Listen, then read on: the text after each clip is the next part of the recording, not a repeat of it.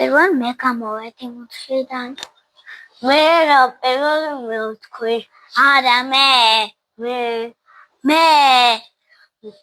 არა პირველი მე ვთქვი და მომიმზადა. ჩხუბობენ ყველაფერზე, თუმცა ყველაზე მეტად დედას ვერ იყოფენ.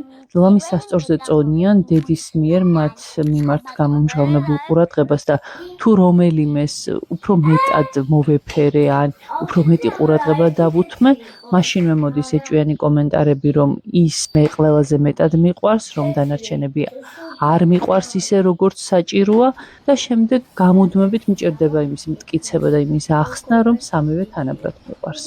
მეუბნებიან, რომ მე სამი შვილი არ მყავს. მყავს ორი შვილი, ან ერთი შვილი და ერთი შვილი არ მეყოფა.